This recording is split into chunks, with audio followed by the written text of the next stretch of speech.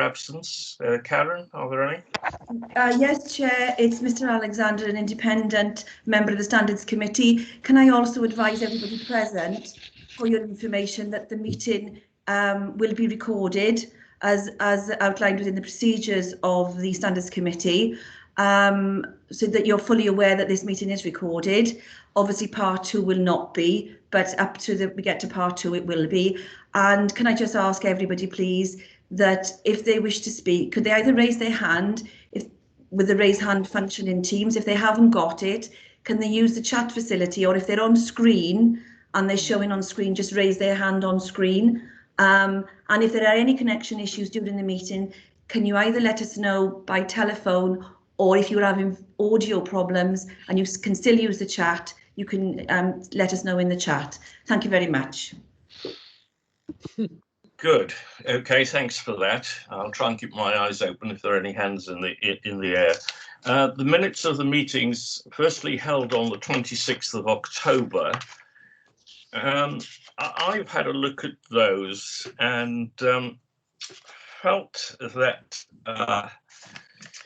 possibly for accuracy, under the allegations of failure to observe the members' code of conduct, where it came down to that, which is on the second page, there's a paragraph starting, following the committee's deliberations, all parties were invited to re-enter the virtual meeting, whereupon they were advised that, having considered the report of the Ombudsman's investigating officer, the representations made by the investigating officer's legal representative at the meeting, the community councillors' representations at the meetings, I felt that in there ought to go admissions and representations, because those of us who were there, you will recall, and it's referred to above, that I put the allegations to him and he accepted them. So those who were present, have anybody got any objections to the minutes being amended for accuracy? No objections from me. No. Good. So perhaps, Karen, those could just be amended, those 2 words put in there, and presumably, apart from that, is everybody happy with those minutes? Yes. Chair, can I just mention, with your permission, that the minutes will be have been uploaded to the website. So the minutes from this meeting will detail that the minutes were approved subject to. So they're not officially actually amended in the actual minutes, but it's just in the minutes from today they'll be noted as subject to. Okay. Thank you very much. That's okay. Fine. Yes. Then we've got the the minutes of the Standards Committee of the 26th of November. Hopefully you've all read those. Everybody happy with those? Yes.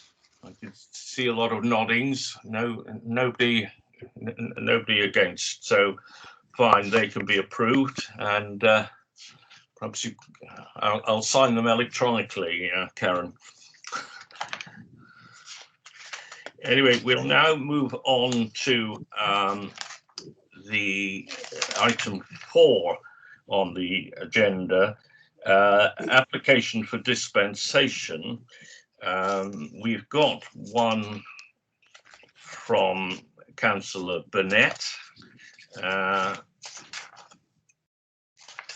and then I've agreed that Councillor Eustace's application can be considered after that. So firstly, Councillor Burnett, this, hopefully you've read it all, is a dispensation to speak, vote and remain in meetings in respect of Oakfield Primary, where her great niece attends. We've had quite a few of these. Debbie, is there anything you want to particularly add to this application? No, I think it's a full application, very comprehensive. It is a similar type of application that has come before the committee previously, and they have been granted. And as you'll note, in particular, Councillor Burnett flags up that she's been granted a similar application for one of her great nieces who attends Yscol St Barrack, and also a niece who attends St Cyrus. So it is on all fours with those previous applications. Good. Well, I'm not sure there's a great deal of issue on that one. Anybody like to comment? No, it's fine. Lots of shaking of heads. Everybody happy if that's approved? Yes. Yeah. There's some I can't see, but Councillor Griffiths, Councillor Gray, I can't see you, but obviously you'll comment if there is anything that. Yeah, we only need to be heard or be able to hear, Chair, and I'm very comfortable with the application. I'll definitely speak up if I've got a problem with anything. Good, okay. And now we've got this application by Mr. Eustace, who is present. Is that right? Yes, there you are. I can see you, Mr. Eustace. Good. And also thank you to the clerk, to the Community Council for coming along, Mr. Patterson. Debbie, do you want to open on this one, and then we can, if Mr. Eustace wants to add anything? Yes, thank you, Chair. Just for the purpose of the minutes, this is an item that is being pulled forward from item number 9. It's an urgent item, as it was received a couple of days ago after the application was after the agenda was sent out, and the chairman, as he's indicated, is agreeable to considering the application, so it's being pulled forward to item 4. With regards to the application that we've received, I'd like to just clarify one point before I just speak briefly on the matter. And I noticed that the application is sought until the 4th of May 2021. And I just wanted to clarify that ordinarily we would see applications coming through until the next local government elections in May 2022, not 2021. No, it might be because the term of office for Councillor Eustace as being the representative on the trust comes to an end in May 2021. But can I just clarify that point with the clerk? That would be helpful. Yeah, that's correct. Yeah, so it might be that a further application will be received following your annual meeting, possibly for Councillor, it would be Councillor Eustace or the community councillor that is nominated as a representative trustee by the community council. So I just wanted to make that point so that we were all clear on that. So as members can see, Councillor Eustace is the council elected trustee. So he's not a trustee in his own private capacity. So he is an elected trustee, and by virtue of that, there are provisions within the Members' Code of Conduct which permits a member to deal with matters before the Community Council. He would obviously need to declare personal and a personal interest, and there are exceptions with regards to a prejudicial interest. One of the exceptions being that a community councillor has been elected or appointed by their authority. So ordinarily, in the normal run of matters, the exceptions to the prejudicial prejudicial interest rules would apply. However, in this particular case, you can see from the application that Councillor Eustace refers to matters which are going to go before the Community Council regarding funding. So more particularly, he refers to seeking the underwriting of operational shortfalls by the Community Council to allow it to continue. And there is a provision within the Members' Code of Conduct which I have advised on during the last couple of weeks, there is a provision which is a caveat, so a sort of something to have regard to when considering the exceptions under the Members' Code of Conduct, and that refers to, and I'll read from the Members' Code of Conduct, your role as a community councillor in relation to a grant, loan or other form of financial assistance made by your community council to community or voluntary organisations up to a maximum of £500. So there is that ceiling. And what I've advised outside the meeting is, it is a moot point whether it would apply in these circumstances. But my advice, my guidance is that to have regard to that ceiling, that £500, and I have advised that there are opportunities to seek an application for dispensation and provide some further information to members so that members can consider whether it's appropriate to grant a dispensation in these circumstances. Councillor Eustace has been provided with the circumstances when a standards committee may grant dispensations. And on the face of his application, he's referring to ground D and E. Ground D, as members will be familiar, refers to the nature of the member's interest is such that the member's participation in the business to which the interest relates would not damage public confidence in the conduct of the council's business. So I'm sure Councillor Eustace will comment further on that should you require any clarification. The second ground that he's seeking the application is the interest is common to the member and a significant proportion of the general public.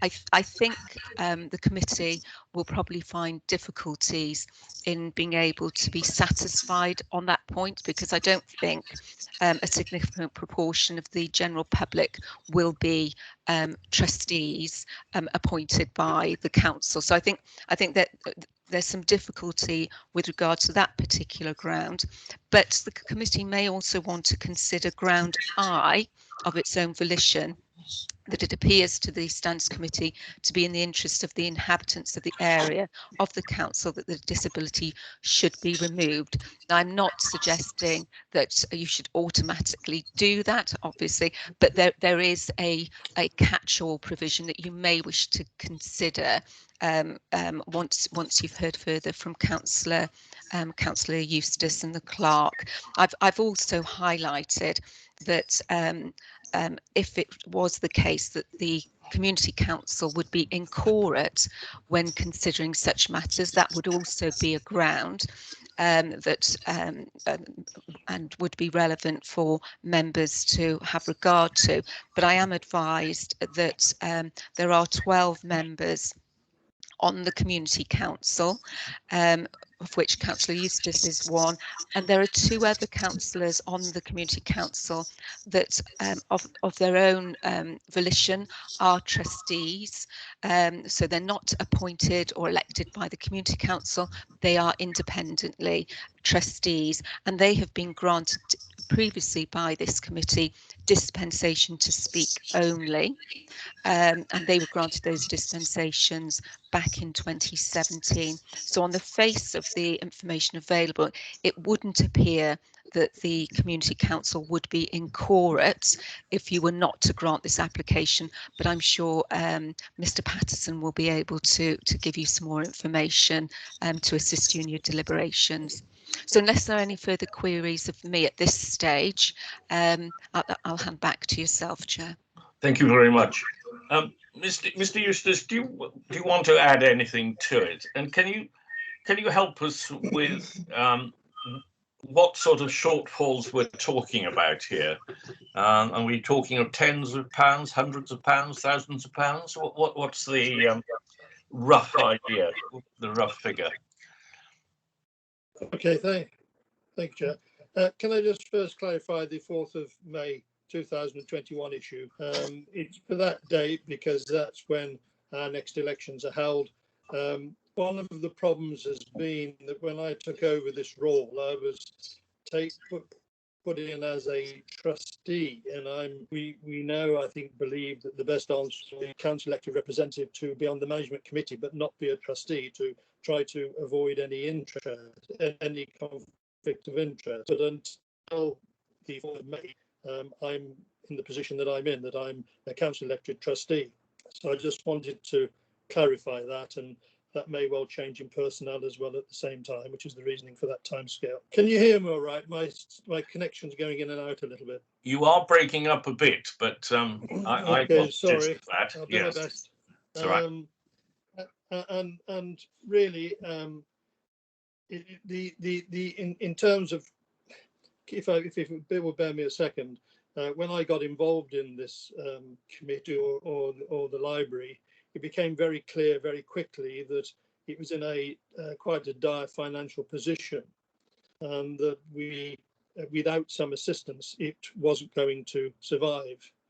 We went back to the community council with a request, and they granted a request of £1,500 as a grant, tried to maintain it. Then COVID occurred, we had other problems. We've set up an initiative now whereby residents are paying money monthly to maintain the library, and we're bringing in funds and we're trying to offset the deficit that is there. What's being asked of the community council is that they underwrite any losses, because we have to have financial stability to be able to operate it. And really we need to have some like 6 months reserves in place to fulfill the role of the trustees.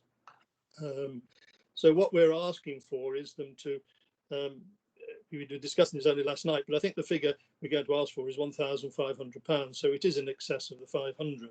What we're trying to do is get onto a financial sound basis so we can continue operating. There is support in the community for it, and it is really a community project. Did you get all that? Sorry. Yes, thank you. The other councillors have permission to speak only. Would you be happy with that? Sorry? Well, I do have this conflict in so much as because I'm the council elected, this is where I get a bit confused as to, in many ways, if I weren't a trustee, it certainly there would be no conflict. I regard it very much as being, I'm there from the council to help them with it. But I suppose that does incorporate a degree of conflict of interest, which is why I said earlier that I think it needs to be changed, and that's why I'll be pushing. It's as the Standards Committee deemed to be appropriate. I certainly believe that dispensation to speak is important, and I see no reason why that shouldn't be granted. But it's the other question. I can accept that there is a degree of conflict. Right. Any questions from anybody? Councillor Gray, your hand is up.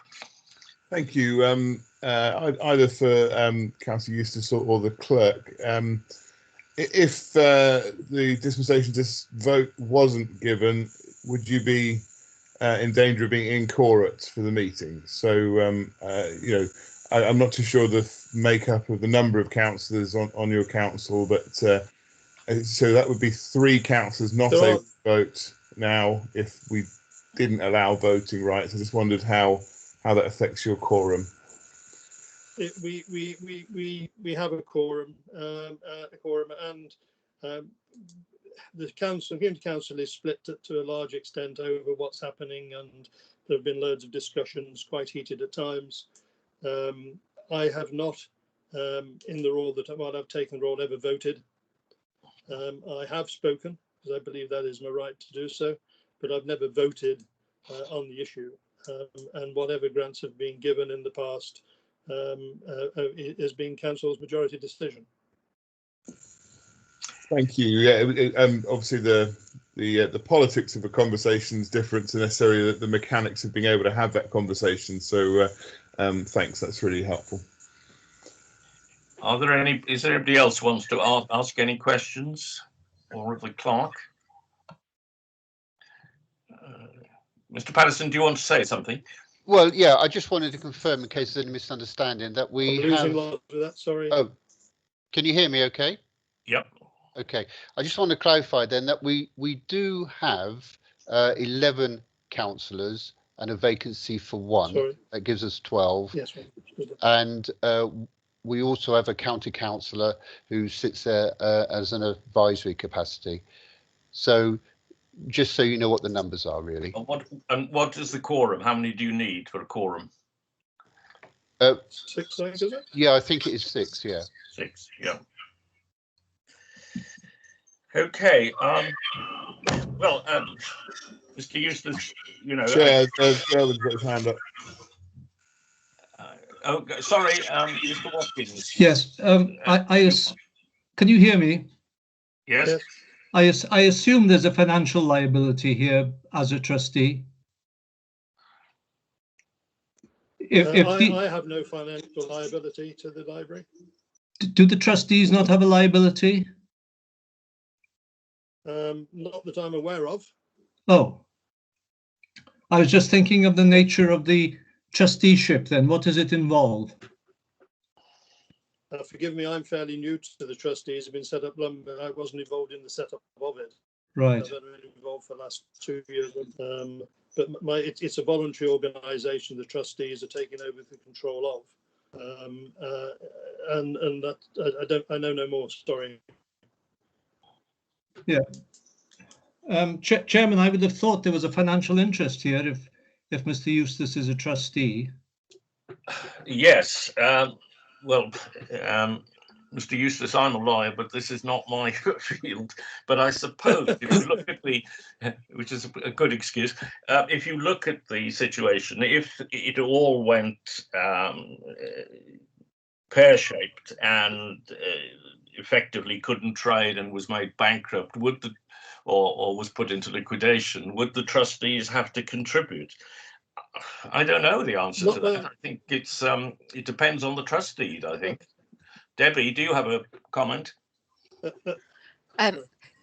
I can see that Councillor Cuddy has his hand up, and we've certainly had dealings in recent times, and I've had a number of conversations on trust matters with Councillor Cuddy over recent times. But it very much depends upon, as you indicate, you know, the trust deed. I haven't had sight of that, and you know, I'm not aware of what indemnity arrangements are in place for Councillor Eustace, but certainly I know that Councillor Cuddy may wish to comment because of other matters that he's had dealings with.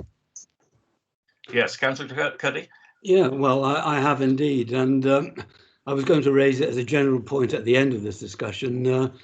Debbie's description and clarification of the role of what are called representatives of the council, in a sense, that's a debating point as well, because certainly in the trust I'm in, and advice given by a previous monitoring officer, there's a question of duty too, and when you become a trust, you know, your behaviour changes from one venue, the trust's concerned, to the council's concern, your personality changes.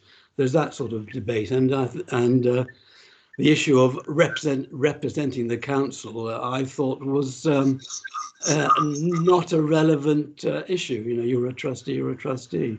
In terms of behaviour and expenditure, in my circumstance, it is that as long as you behave properly and not knowingly done anything wrong, you are sort of indemnified.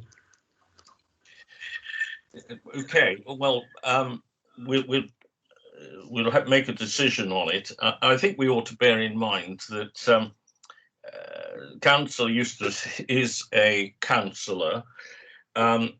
He has been appointed a trustee by the council. He's not in it in his own personal capacity, and bearing in mind he's doing everything possible to save the library. I would be in favour of his application. Does Sorry, anybody Chair. speak against that? Yes, Councillor Robertson. Thank you, Chair. I'm not sure I got the wrong end of the stick, but did the Councillor Eustace refer to how should I put this? A division in the community council over the library, and if so, if Councillor Eustace didn't get dispensation to speak and to vote, more importantly, could this actually lead to problems for the library? Is that what this is about? Is this about actually trying to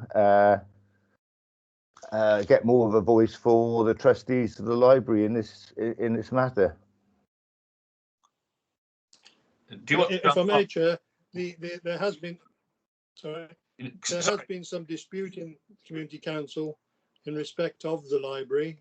The majority has always been in favour of it. I haven't voted, and certainly the other two trustees have not voted in any that's taken place. So there is a majority in favour of helping the library. We've been asked to update the business plan and to look at initiatives to try to save it. And that going in this next meeting, which I think is next Tuesday, to discuss and to for council to agree how they wish to proceed. Thank you for that. Yeah, It's obviously not our role to comment on whether the library should carry on or not. Does anybody else have any comments? Yeah, Chair, I've got my hand up. Right. That's oh yes, you've come on a different part of the screen. Councillor Gray. Yeah, I was just going to say, in previous times when we've had an application from someone where they've attended, we've made our deliberations without the applicant present. I think if we've got all the information we need before we start summing up, and I suggest we have the conversation without the applicant here. That would be. I don't know if Debbie has anything to comment on that.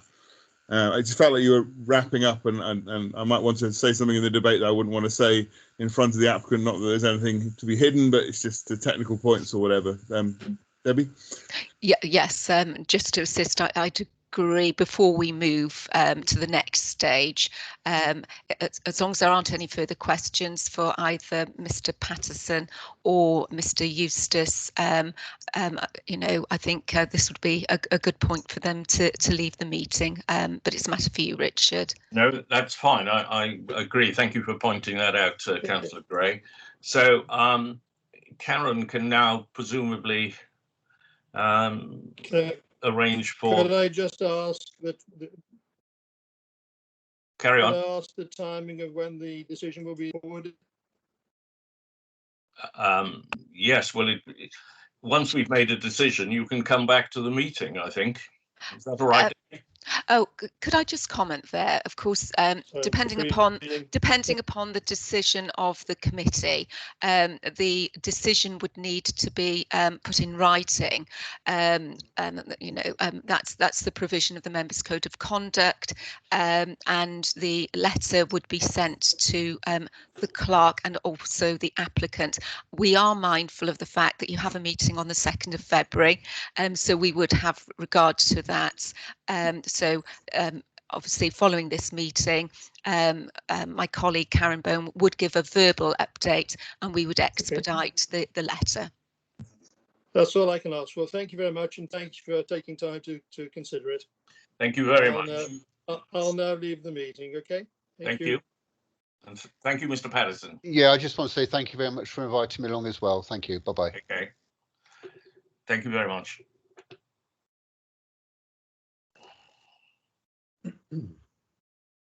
Right. Thank you, Councillor Gray, for putting me right there. Does anybody want to comment? Mrs. Hallett? Chair, I just want to say, when Councillor Gray was commenting, I had a blip in my transmission, so I didn't catch anything at all of what Brent said. Well, so he was correctly pointing out that our discussion should be in private, at least not with the applicant and the clerk present, and that's fine, because obviously there's a bit more in this than I thought. Mr. Watkins, you want to say something? Your hand's up. You're Yep. on mute still. Are you on to? Can you hear me now? Yes. Perfect. Right. It seems to me if the operational shortfalls are not met by the council, presumably there's a risk that this library committee will go to the wall. And I was wondering about the financial liability of trustees. It seems to me that trustees are almost automatically liable if that happens. And I was wondering whether the council, the community council, had agreed to underwrite any losses by its trustee elected members. Councillor Robertson.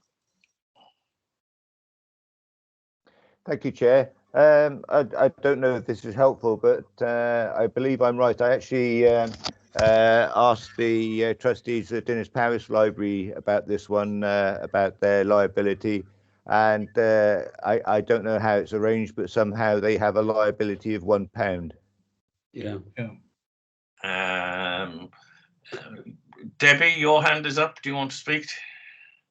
Yes, it's a couple of points. Just to go back to that point that Councillor Robinson made, that is a provision that I've seen in other trust documentation, that the liability is £1 unless, and it's going back to the point that Councillor Cuddy made, unless you have, shall we say, breached statutory provision, acted negligently, but that tends to be a standard provision that I've seen in various trust documentation, which hopefully for those in the meeting who are trustees should give a degree of comfort. Also, just to mention, and this is an aside, but I have contacted colleagues in the council to see if there is some Section 106 funding or some additional funding that could be made available, and indeed notified colleagues in our education department as well. So officers are cited on this. So I just wanted to mention that, just so that you are aware of the efforts which have been taken. I think that the use of the word underwrite is, and again, that's I suppose a matter that I will pick up with Mr. Patterson outside the meeting, because for a community council to give a sort of carte blanche, sort of blank check sort of offer, is a matter that he would need, if he is the responsible financial officer, to have regard to, because that is a significant offer. But as I say, I will be writing to Mr. Patterson separately on that.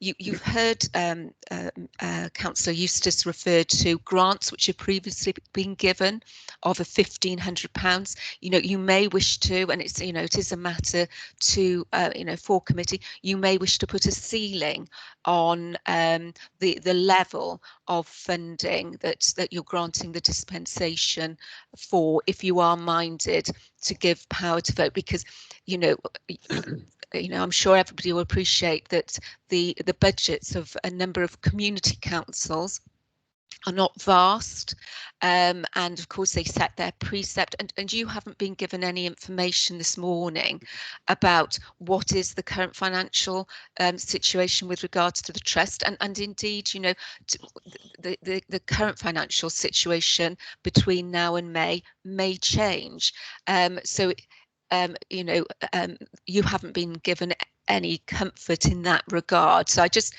think it's worth bearing that in mind. But as you'll appreciate, the term of this application is relatively short. It is up until their annual meeting, but you haven't been given any comfort about what the funding situation is from the council's perspective. But underwriting, as I say, it is very wide, potentially. Okay, now I've got hands up against 4 people, but Ms. Hallett, you've spoken. I don't know whether can you take it down? Yes, I can, Chair, sorry. I don't know, Mr. Watkins,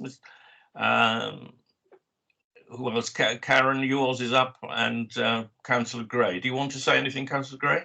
Yes, please. Yeah. I think that for me, if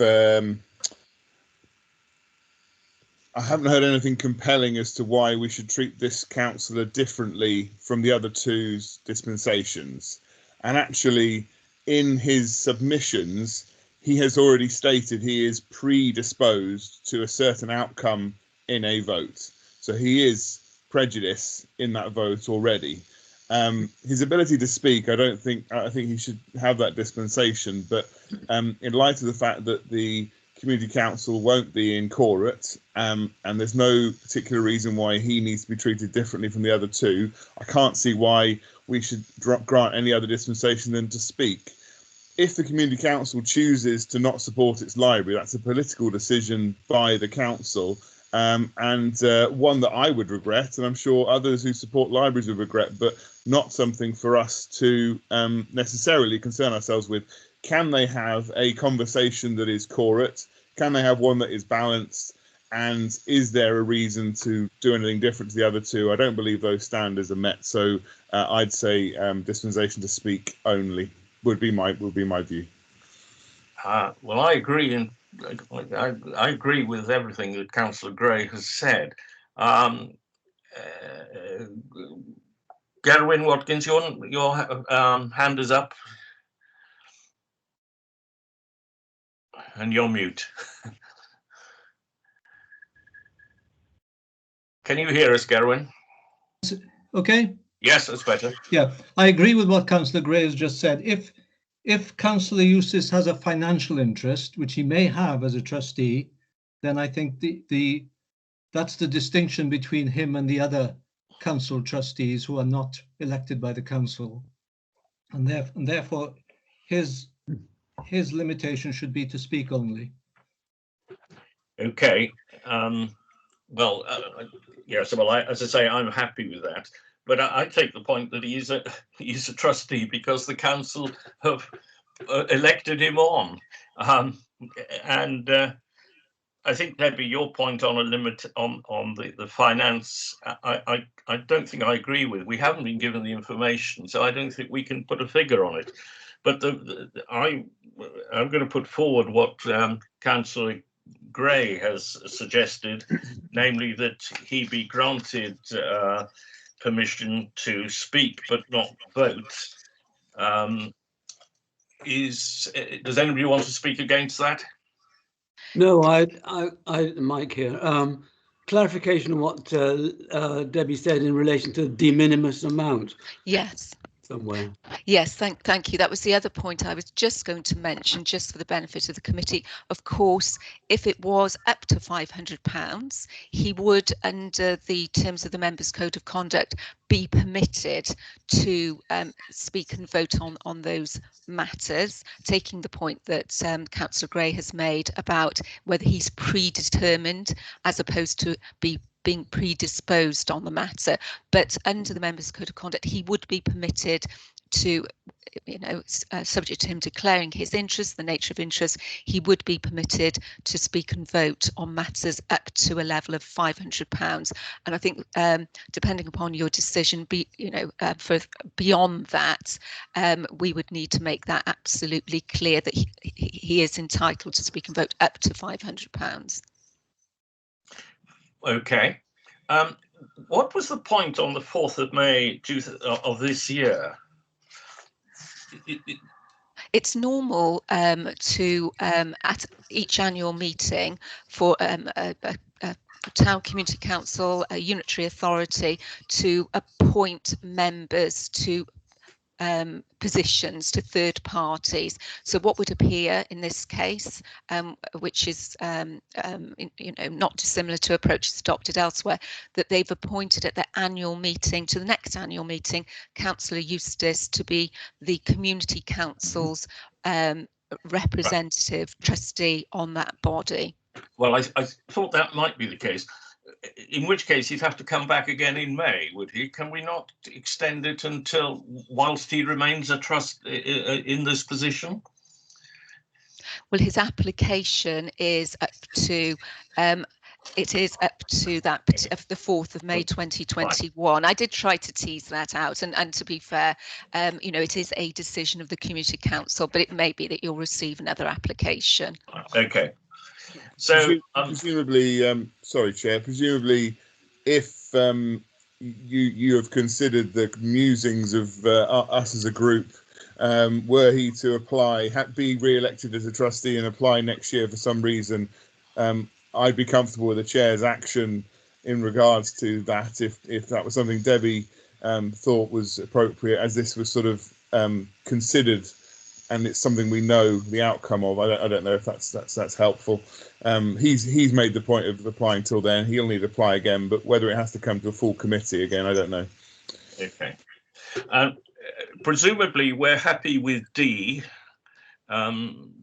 Debbie, you pointed out that E doesn't apply, but what about I? Appears to the Standing Committee to be in the interest of the inhabitants of the area of the council that disability should be removed. Yes. Is everybody thinks that's applicable then? Nobody's against that. I think it's applicable for speaking, yeah. Yes, to speak. We've decided, I think we've decided that. Okay, Debbie and Karen, are you happy with that? You've got that? Yes, thank you. And thank you for pointing out. Karen will presumably telephone after the meeting and explain, and then he'll get a letter. And I'm assuming there's no dissent to that. Everybody seems to be content. Yeah. Thank you. Good. Thank you very much. Okay. Now we go on to report following observations at the Town and Community Council Committee meetings.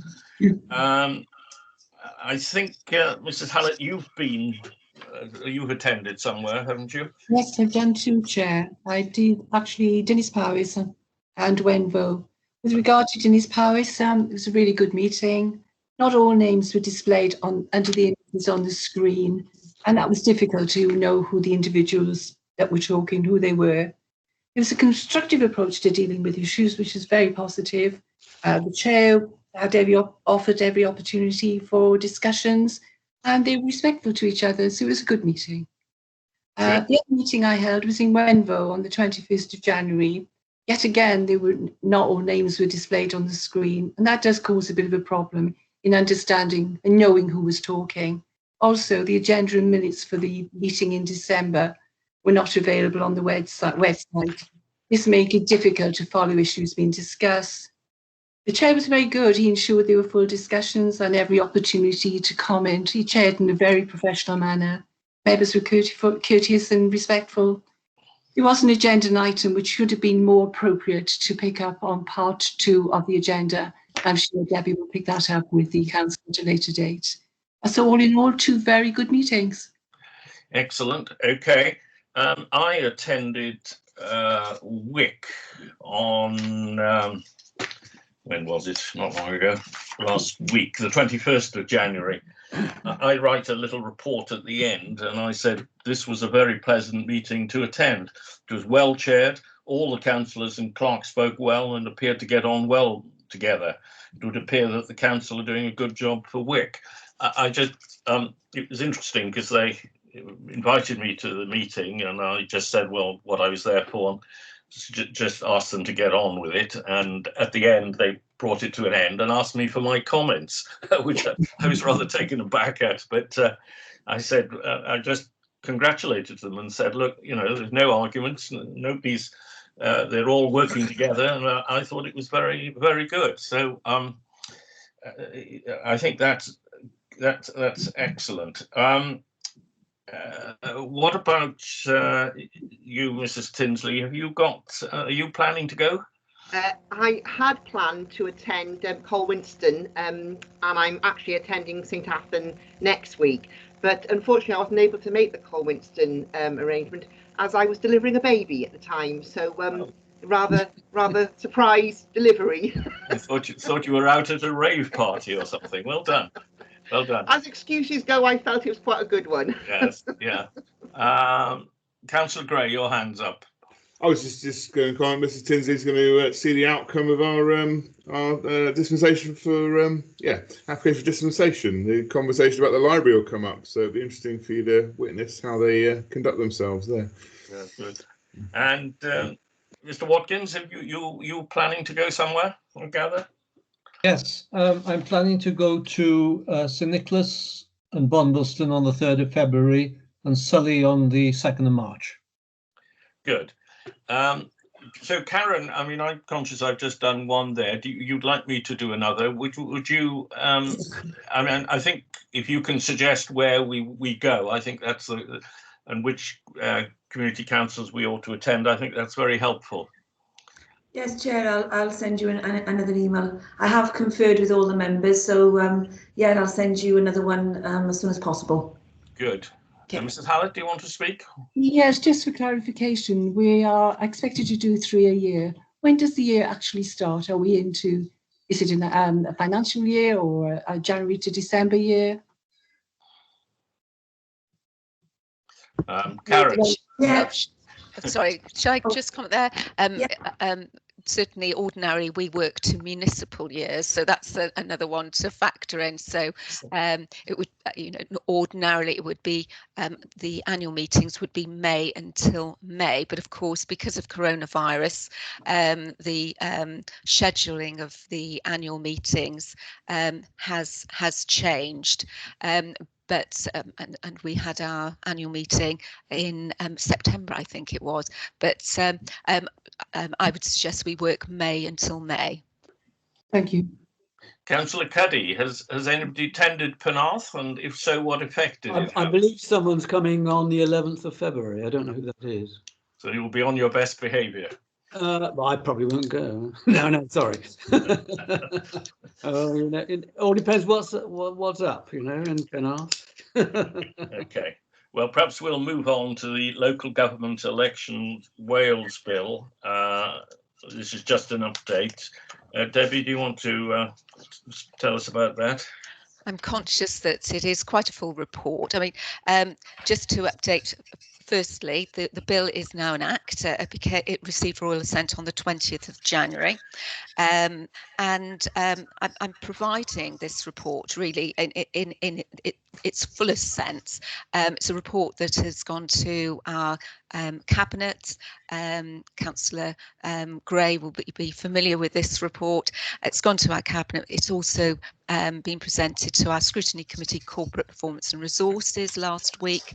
And also I've shared the action plan with all clerks and town and community council chairs, so that they're cited on the act, and also some of the key aspects which relate to town and community councils.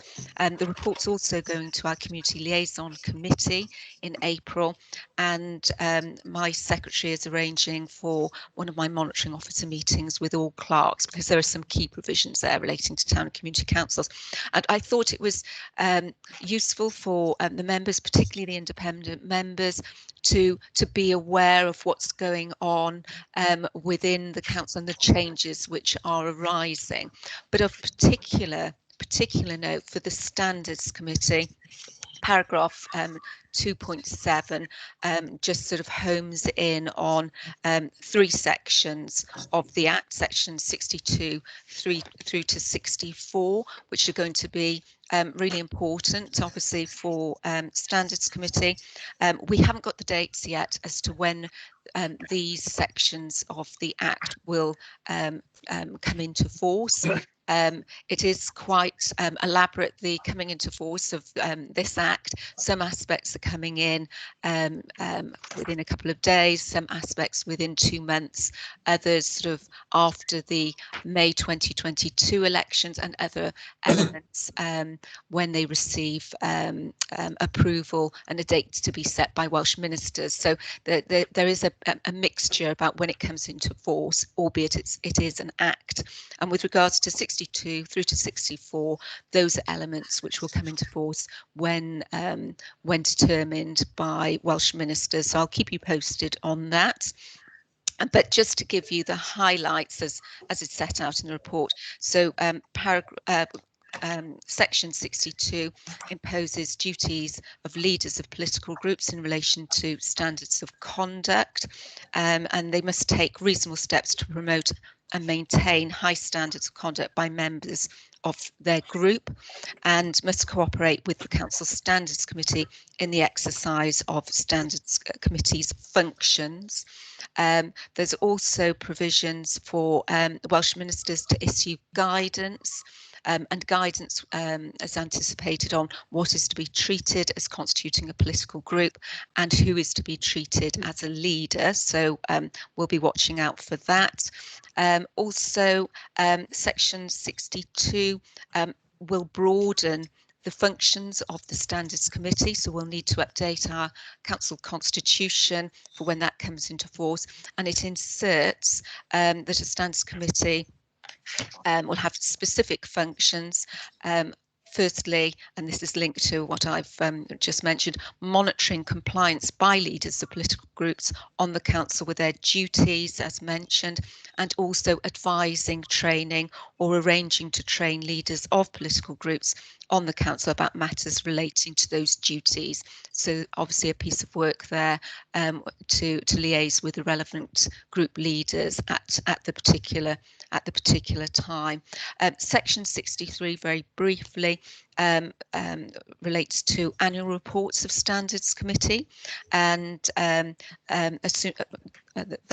section requires, as soon as reasonably practical after the end of each financial year, Standards Committee of a unitary authority must make an annual report to the authority in respect of that year, and the annual report must describe how the committee's functions have been discharged, and in summary that'll cover what has been done to discharge the general and specific functions, reports and recommendations made by the committee, and actions taken by the committee. And that annual report must include an assessment also of the extent to which leaders of political groups on the council have complied with their duties under Section 62. And the annual report also gives the opportunity to include recommendations from the committee to the authority about any matter in respect of which the committee has functions, and the relevant authority, so the Vale of Glamorgan Council in this case, must consider each annual report before the end of 3 months, beginning with the day on which the authority receives the report. So some highlights there. And Section 64 deals with certain investigations by the Ombudsman, and it refers you to Schedule 8 of the Act. And just running through briefly, within Schedule 8, it deals with those circumstances where there's a possible conflict of interest in an investigation by the Ombudsman, and it gives him powers to delegate his function. So that's in brief what that covers. And then the other elements of Schedule 8 reinforce, bolster the Ombudsman's existing powers, and it covers off investigation procedures, and within his procedure, the Act permits for the Ombudsman to give a person who is before him, who's being investigated, the opportunity to comment on whether that person has failed to comply with the code of conduct, and also highlights that the investigation is conducted in private. I won't go through the further details because they are specific to the Ombudsman's functions as opposed to those of the Standards Committee, but they do significantly bolster, as I say, the powers of the Ombudsman. Thank you very much, Debbie. Mrs. Hallett, your hand is up. I don't know if you want to comment. No. Okay. Does anybody want to comment, or can we just say that that is noted? I can comment if you like. I think I should, because the Act does contain some specifics in relation to community and town councils, which is relevant to the Standards Committee in the sense they are directed at behaving well and managing well. And if that happens and they fulfill some criteria which are to do with a qualified clerk and a training plan, they may apply for something called general power of competence, which extends in some ways what they can do. It gives a more general freedom than happens at the moment, where it is controlled quite rigorously in terms of specific pieces of legislation, how far a council of a certain population, how much they can spend. So this general power of competence is quite an important element in the legislation, and that's referred to in the schedules you've got before you. They are also obliged to do an annual report as well, outlining what they've done for their community during the year. Okay, thanks. Thank you very much. Does anybody else want to comment? No. Okay. Mrs. Hallett, can you put your hand down? I don't know how you do it, but I am sorry, Chair. that's fine. That's good. Okay, we'll move on to 7, the adjudication panel for Wales Code of Conduct decision. Hopefully you've read that. Can I suggest that that is just noted at this stage? We are moving on to part 2. So unless anybody wants to raise anything, we'll just make a note that that is noted. Good. Then we'll go on to the correspondence with the Public Services Ombudsman for Wales. Debbie? At this stage, this is just for noting, and then if we move into part 2, I can then advise members of confidential matters. Thank you. Well, item 9, which is any items which the chairman has decided are urgent, we've dealt with. We brought that forward to 4. So that concludes part 1. Chair, yes. Ben wants to make a comment. Oh, sorry, Councillor Gray. Yeah. No, sorry. I was going to move part 2, which I think I have to do to move us on. So it was ahead of it happening, Chair. So okay. I would move. We go to part 2 and cease recording. Right. Thank you, Karen. You won't be recording anymore.